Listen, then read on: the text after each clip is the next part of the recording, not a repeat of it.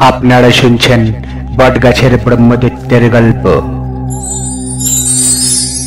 একদিন বিকেলের দিকে ছোট্ট গ্রাম ময়নাগুড়ির ছেলে রাহুল মাঠের পথ ধরে বাড়ি ফিরছিল। রোদ প্রায় শেষ, হালকা কুয়াশা নেমেছে। রাস্তার ধারে একটা বিশাল বটগাছ, যার নিচে কেউ যায় না, বলে সেখানে ব্রহ্মদৈত্য থাকে। রাহুল সাহসী ছেলে, সে গাছটার নিচে এসে থেমে গেল। হঠাৎ ঠান্ডা হাওয়া বইতে লাগলো আর পাতাগুলো অদ্ভুত শব্দে কাঁপল। রাহুল বলল, কে আছেন ওখানে? ব্রহ্মদৈত্য গভীর গলায় বলল, আমি এই বটগাছের অধিষ্ঠান ব্রহ্মদত্ত। আপনি ভূত? ভূত নয় রে ছেলে, আমি ব্রহ্মদত্ত। সৎ লোকেদের আমি কষ্ট দিই না। তাই নাকি? সবাই এত ভয় পায় কেন?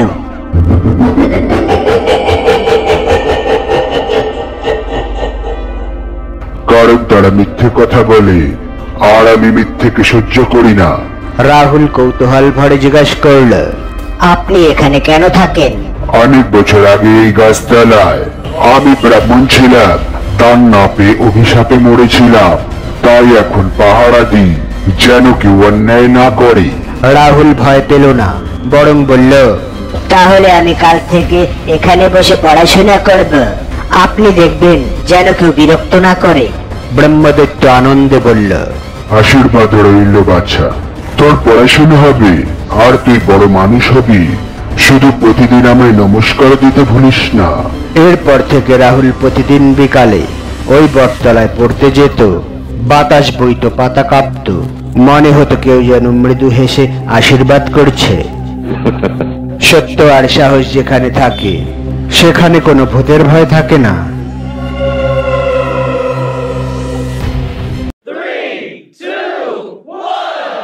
গল্পের নাম পিছনের জালনাটা।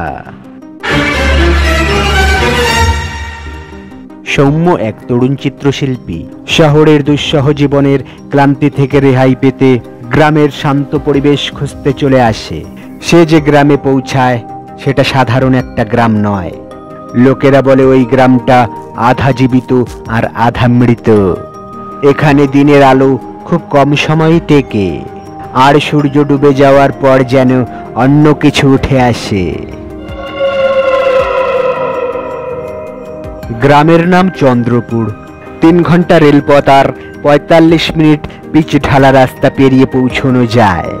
গ্রামের প্রান্তে এক পুরনো কাঠের দোতলা বাড়ি। সৌম্য ঠিক এই বাড়িটাই বেছে নেয়। বাড়ির মালিক হরেকৃষ্ণ বাবু তাকে বাড়ি ভাড়া দেয়, কিন্তু একটা কথা বলে দেয়, বাবু, পেছনের জানলাটা বন্ধই রাখবেন। ও জানলার ওপারে অতীত বাস করে।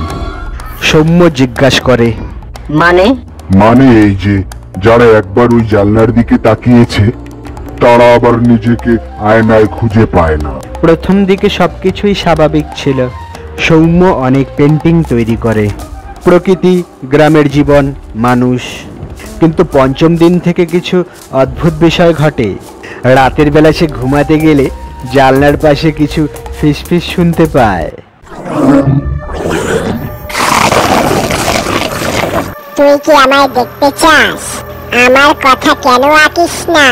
তুই জানলাটা খোল। প্রথমে সৌম্য ভাবে এটা মনের ভুল, কিন্তু এক রাতে সে ঘুম থেকে উঠে দেখে সে নিজের অজান্তেই জানালাটার সামনে দাঁড়িয়ে, হাত জানালার ছিটকানিতে। সৌম্য হতবাক। সে যায় গ্রামের সবথেকে বয়স্ক মানুষ কাকুবাবুর কাছে। তিনি জানালেন এক পুরনো ইতিহাস। আজ থেকে 45 বছর আগে ওই বাড়িতে এক দম্পতি থাকতেন, অনুরাধা ও তার স্বামী বিমল। প্রেম করে বিয়ে করলেও বিমল ছিল নিষ্ঠুর ও সন্দেহপ্রবণ। এক রাতে সন্দেহ করে অনুরাধাকে বেঁধে রাখে ও জানলার পাশে পিটিয়ে মারে। অনুরাধার শেষ কথা ছিল, আমি ফিরে আসব জানলার ভেতর দিয়ে। পরের দিন সকালে তার মৃতদেহ পাওয়া যায় জানলার বাইরের বটগাছের ঝুলন্ত ডালে। তারপর থেকে প্রতি পূর্ণিমার রাতে জানালার কাছে একটি ছায়ামূর্তি দেখা যায়। অনেকেই জানালাটা খোলার চেষ্টা করেছে, কেউ ফেরেনি। কেউ আত্মহত্যা করেছে, কেউ বা উধাও হয়েছে। দিন যত যাচ্ছে সৌম্যের হাত নিজের মতো ছবি আঁকছে। সে বুঝতে পারছে না কিভাবে তার ক্যানভাসে প্রতিদিন এক মেয়ের মুখ আঁকা হচ্ছে। তার চুল ভেজা, চোখে দুঃখ ভরা, আর পেছনের জানলায় সে দাঁড়িয়ে আছে। একদিন রাতে সে দেখে তার আঁকা ছবিটার চোখ থেকে আসল রক্ত ঝরছে। সে ভয় পেয়ে সব ছিঁড়ে ফেলে, কিন্তু সকালে উঠে দেখে সেই সব ছবি আবার দেওয়ালে লেগে আছে। এবার সেই ছবির মেয়েটা হাসছে। সেই রাত চাঁদ ফুলের মতো উজ্জ্বল, চারিদিক কুয়াশায় ঢাকা। সৌম্য ঠিক করে আজ জানলা খুলবেই। রাত 12:45। জানলার দিকে এগিয়ে যায় সে। বাইরে কেউ দাঁড়িয়ে, মুখ স্পষ্ট নয়, কিন্তু হাত তুলছে, কাঁচে ঠক ঠক করছে।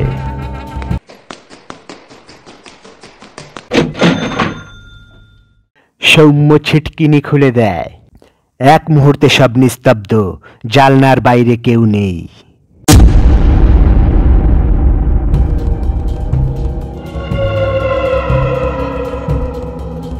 কিন্তু ঘরের বাতাস বদলে যায়, অন্ধকার গাঢ় হয়, আয়নায় নিজের প্রতিবিম্ব দেখা যায় না। সেই মুহূর্তে সে শুনতে পায়, তোকে আমি অনেকদিন ধরে চাই সৌম্য, তুই ওই এখন আমার জানলার ভিতরের মানুষ। হঠাৎ ঠান্ডা হাত গলা জড়িয়ে ধরে, আর সে ধীরে ধীরে টেনে নেয় পেছনের অন্ধকার জানলার দিকে।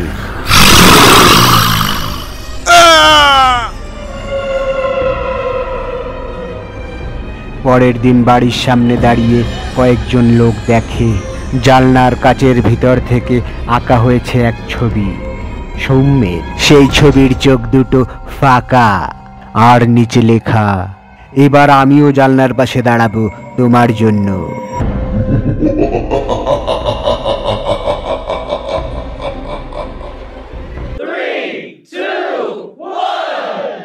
গল্পের নাম শ্যাওলার বাড়ি।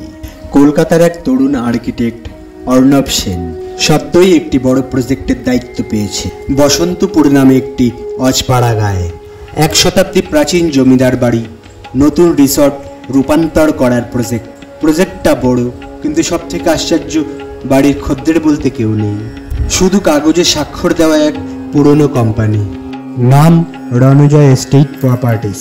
রাত্রে যখন অর্ণব গ্রামের মধ্যে ঢোকে, তখন বাতি নেই, রাস্তায় একটা লোকও নেই। কুয়াশার মধ্যে এক ঝাঁক কুকুর ওকে দেখে গড়গড় করে ওঠে। ড্রাইভার বলে, স্যার আমি আর এগোবো না। ওই বাড়ির কাছে গাড়ি থামে না, ওখানে ওরা থাকে। অর্ণব হেসে বলে, ভূতের গল্পে আমার বিশ্বাস নেই কাকু। পরের দিন সকালে সে বাড়ি দেখে, যার নাম শ্যামসুন্দর ভবন। চারপাশে ঘন বাঁশ, বটগাছ, ছাদের কার্নিশে বাদুড় ঝুলছে। দরজা ঠেললেই খুলে যায়। দেওয়ালে জমে থাকা শ্যাওলার গন্ধ নাকে আসতেই অর্ণব থেমে যায়। পুরনো কাঠের সিঁড়ি চাপলেই শব্দ করে কচ কচ কচ। একটা ঘরে ঢুকলেই দেওয়ালে দেখা যায় একটা ছোট্ট মেয়ের ছবি। ছবির নিচে লেখা, কাননবালা রায়চৌধুরী, বয়স 8। আর তার নিচে হালকা করে আঁচড়ের দাগ, আমি আবার আসবো। রাত 12টা বেজে গেলেও অর্ণবের ঘুম আসে না। হঠাৎ সে শুনতে পায় একটা দোলনা দুলছে, কর কর কর। একটু পরেই এক নারী কণ্ঠ, আমাকে একা রেখে দিলে দাদা ভাই? সে জানলার দিকে তাকায়, কেউকে দেখে না, কিন্তু আয়নায় সে স্পষ্ট দেখতে পায় তার পেছনে দাঁড়িয়ে এক পুড়ে যাওয়া মেয়ে। চোখ নেই, শুধু আগুনে পোড়া গলিত মুখ। ভয়ে অর্ণব চিৎকার করে ওঠে, তবে আশ্চর্য, কিছু নেই, শুধুই নিস্তব্ধতা। পরের দিন সকালে অর্ণব গ্রামে যায়, গ্রামের একমাত্র চায়ের দোকানে। বুড়ো দোকানদার, নাম নিত্যানন্দ ঘোষ। নিত্যানন্দ বলে, ও বাড়িটা জমিদার রায়চৌধুরীদের ছিল। দেশভাগের সময় এক রাতে পুরো পরিবারকেই খুন করে তাদের আত্মীয়রা। তবে সবচেয়ে ভয়ানক কাহিনী ছোট্ট রানীমা কাননবালা। সে দেখে ফেলে খুনের ঘটনা, তাকে জ্যান্ত পুড়ে মেরে ফেলা হয় এক ঘরে। তারপর থেকে সে ফিরে আসে জীবন্ত আগুনে জ্বলে থাকা মেয়ের মতো। অর্ণব এইসব কথা উড়িয়ে দেয়, তবে নিত্যানন্দ তাকে একটা কথা বলে, বাড়ির দক্ষিণ ঘরটায় যেও না, ওখানে শেষ শ্বাস পড়েছিল। কিন্তু অর্ণব সেই রাতে দক্ষিণ ঘরে ঢোকে, ঘরে পুরনো কাঠের আলমারি, এক কোনায় পোড়া দোলনা। হঠাৎ সে অনুভব করে কেউ তার পাশে হাঁটছে, নিঃশ্বাস নিচ্ছে। আয়নায় স্পষ্ট দেখা যায় সেই মেয়েটি কাননবালা পেছনে দাঁড়িয়ে বলছে, তুই আমার দাদা ভাই না? ঘরের বাতি নিভে যায়। এক মুহূর্তে ঘর ঠান্ডা হয়ে যায় বরফের মতো। তারপর সে জ্ঞান হারায়। পরের দিন সকালে অর্ণবকে গ্রামের লোকেরা মাঠের ধারে অজ্ঞান অবস্থায় পায়। জ্বর, ঘোর লাগা, কথা বলতে পারছে না ঠিক মতো। ওর মোবাইলে একটা ভিডিও পাওয়া যায়। অর্ণব অন্ধকার ঘরে দাঁড়িয়ে হাসছে, কাঁদছে, আবার কথা বলছে শূন্যের সাথে। তুই ফিরে এসেছিস রানীমা? ডাক্তার বলে severe hallucination due to trauma or exposure to toxic mould. কিন্তু অর্ণব জানে এটা কল্পনা নয়। 3 দিন পর সে আবার সেই বাড়িতে ফিরে। এবার সে সঙ্গে ক্যামেরা, সেন্সার ও এক্সপার্ট টিম নিয়ে আসে। রাত 2:10 হঠাৎ বাড়ির দক্ষিণ ঘর থেকে শোনা যায় ভয়ঙ্কর আর্তনাদ। আমাকে আর পুড়িও না দাদা ভাই। ঘর থেকে হঠাৎ আগুনের হালকা বের হয়। সেন্সার ক্যামেরায় স্পষ্ট ধরা পড়ে একটি আগুনে মোড়া মেয়ে হাত বাড়িয়ে বলছে, তুই তো কথা দিয়েছিলি আমাকে বাঁচাবি। সবাই তো উড়ে পালিয়ে যায় আর ঘর জ্বলতে থাকে আগুনে। অথচ সকালে দেখা যায় বাড়িটা অক্ষত, আগুনের চিহ্ন মাত্র নেই। শেষে অর্ণব শহরে ফিরে যায়, কিন্তু সে বদলে যায়। কারোর সঙ্গে কথা বলে না, আয়নার সামনে দাঁড়িয়ে সময় কাটায়।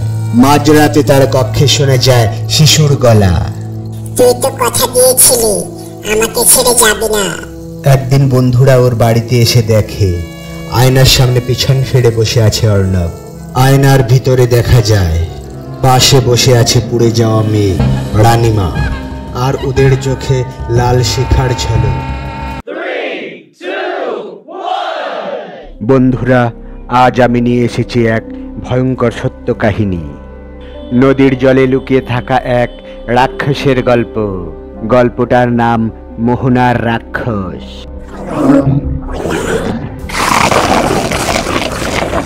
নদীর মাছ খেকো ভূত, সাবধান, কারণ এই গল্পটা একবার শুনলে রাতের নদী আপনাকে ডেকে নেবে।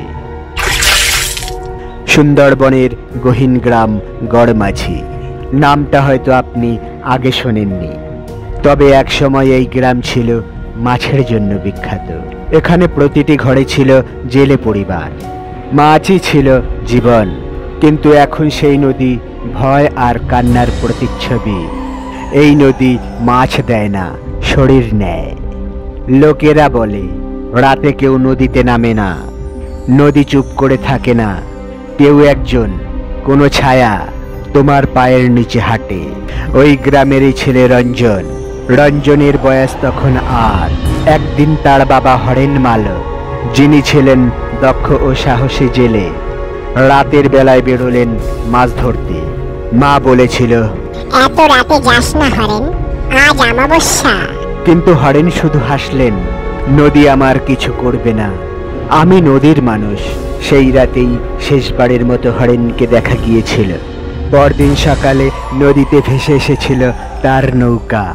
তাতে ছিল কিছু কাঁচা মাছ আর এক পাটি রক্ত মাখা জুতো। রঞ্জনের মা তখন শুধু বলেছিলেন, হরেন নদীতে ডোবেনি, রাঘব ওকে নিয়ে গেছে। কে এই রাঘব? গ্রামে রাঘব নামে এক যুবক ছিল, বছর 30 আগে। সৎ, পরিশ্রমী, কিন্তু গরিব। একবার সে অদ্ভুত মাছ ধরে ফেলে। মাছটা যেন চোখে তাকিয়ে থাকে, সোনালি আঁশ, পিঠে বড় কাঁটা। সে ওই মাছ বিক্রি করতে গেলে গ্রামের ধনী জেলেরা ঈর্ষান্বিত হয়ে পড়ে। তারা রাঘবকে সন্দেহ করে ও নিশ্চয় নদীতে কিছু তান্ত্রিক কাজ করেছে। একদিন রাতে তারা রাঘবকে বেঁধে নিয়ে যায় নদীর মাঝখানে। বলে, তুই নদীর অভিশাপ এনেছিস, আমরা তোর মতো মানুষ চাই না। বজ্রপাত হচ্ছিল, জলের নিচে তখনও কিছু নড়ছিল। আকস্মিকভাবে রাঘব নদীতে ডুবে যায়। কেউ জানে না সে তলিয়ে গেল নাকি টেনে নেওয়া হলো। তারপর থেকে নদীতে অদ্ভুত ঘটনা শুরু হয়। রাঘবের আত্মা নদীর নিচে ঘুমিয়ে থাকে। আর যখন কেউ মাছ ধরে, সেই মাছের গন্ধে সে উঠে আসে। রঞ্জন বড় হয় বাবার স্মৃতি নিয়ে। তার ভেতরে আগুন জমে। যেই দিন জানবে বাবার কি হয়েছিল, সেই দিন শান্তি পাবে। একদিন রাতে সে শোনে মদন কাকুর মুখে সেই পুরনো কথা। তোর বাবাও রাঘবের মতো সত্য জানতে চেয়েছিল, কিন্তু নদী কাউকে ফিরিয়ে আনে না। রঞ্জন সিদ্ধান্ত নেয় সে যাবে, মুখোমুখি হবে রাঘবের। সে সংগ্রহ করে রুদ্রাক্ষ, পবিত্র তাবিজ আর জলের মধ্যে দিয়ে শোনা পুরনো এক মন্ত্র। আমাবস্যার রাতে নদীর মুখোমুখি, রাত 12টা। অঞ্জন একা তার বাবার নৌকা নিয়ে বেরোয়। চারিদিকে শুধু আধার, আর পেছনে পড়ে থাকা ঘুমন্ত গ্রাম। মোহনার ঠিক মাঝখানে এসে সে দাঁড়ায়। হঠাৎ নৌকা হালকা কাঁপতে থাকে। জলের নিচে যেন কিছু ভেসে উঠেছে। ফ্ল্যাশ লাইট ফেলে সে দেখে নদীর মধ্যে এক জোড়া চোখ জ্বলছে। তারপর ধীরে ধীরে উঠে আসে সেই ভয়ানক রূপ। শরীরে মাছের আঁশ, পিঠে বড় কাটা, হাতে লোহার বড়শি, আর মুখ হাত পচা, তবুও রক্তে ভেজা। রাঘব বলে, মাছ নেই, তুমি খাবার। রঞ্জন তবুও সাহস হারায় না। সে বলে, তুই আমার বাবাকে খেয়েছিস। ভূতটা হেসে ওঠে।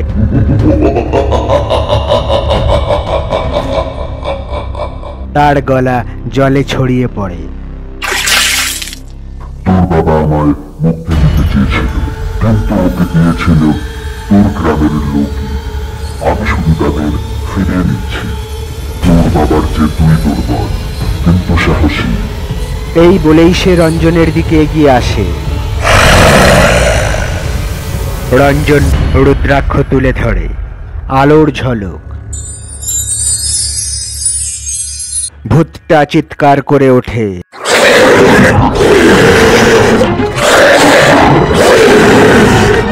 তার মুখ থেকে রক্তের ধারা বেরিয়ে আসে, আর নদী কেঁপে ওঠে। রাঘব কাঁদতে কাঁদতে বলে, আমার দেহটা পড়ে আছে নদীর নিচে। আমাকে মুক্তি দে, রক্ত নয়, শান্তি চাই। রঞ্জন সে সাহস নিয়ে নদীতে রুদ্রাক্ষ ফেলে। নদীর গভীর থেকে এক তীব্র আলো ছুটে আসে। এক কঙ্কাল হাত ধরে রঞ্জনের বাবার মাছ ধরার বড়শি। নদী শান্ত হয়ে যায়। রাঘবের মুখ শেষবার দেখা যায়। চোখে অশ্রু, ঠোঁটে শান্তি। নদী কিন্তু থেমে নেই। সকালবেলা লোকেরা রঞ্জনকে ঘাটে পায়। চুপ করে বসে আছে। সে আর কিছু বলে না, শুধু একটা কথা বারবার ফিস ফিস করে। নদী কেউকে খায় না, শুধু সত্য গিলে ফেলে। রাঘব চলে গেছে, কিন্তু মানুষের লোভ, ও তো নদীর মতোই থেকে যায়।